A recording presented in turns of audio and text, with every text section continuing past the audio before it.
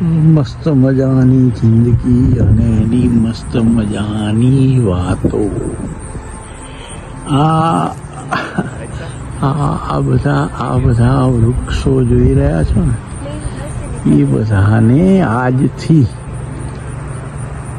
લગભગ 22 વર્ષ થયા હશે. પહેલા બધાને ઘરમાં લાવ્યા હતા.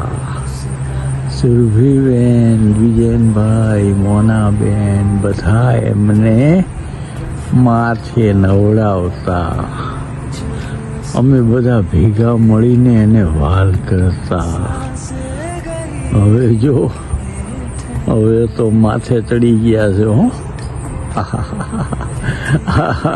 હવે એના માથે અડવાનું શક્ય નથી રહ્યું, એવા મોટા થઈ ગયા ભાઈ.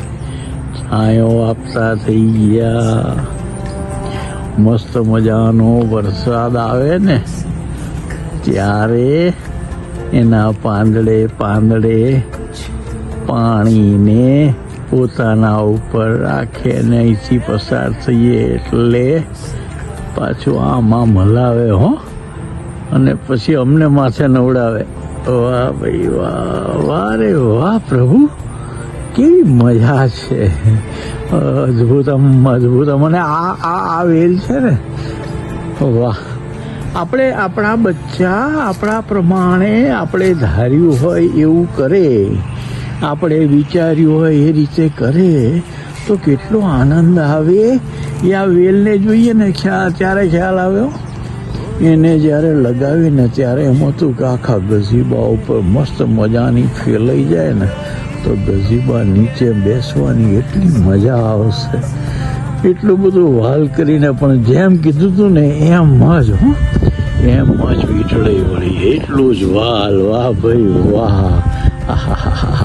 એની નીચે બેસીએ ત્યારે એના નાનપણથી અને આપણા મોટપણ સુધીની બધી વાતો મજા આવી જાય હો. એટલો આનંદ આવી જાય ને કે વાહ પ્રભુ, કેટલું અદ્ભુત.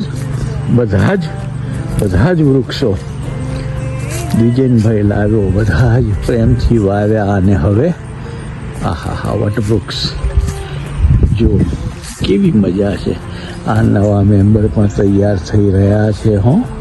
હજી સુધી એમને કંઈક અંશે માથા સુધી અડી શકાય છે, પણ હવે એમણે પણ ચાલુ કર્યું છે વિસ્તરવાનું.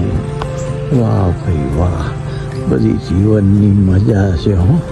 જ્યાં જોડાઈ જઈએ ને એમાંય પ્રકૃતિ જોડે તો ભાઈ એટલી મજા આવે. આ બધા નાનામાંથી મોટા થયા નજર સામે કેવો આનંદ આવે. અને પેલું તો ભાઈ જો પેલા વડીલ છે ને, વડીલ તો એમને તો વંદન કરવા પડે એવું છે. વાહ, અદ્ભુતમ. હરિ ઓમ.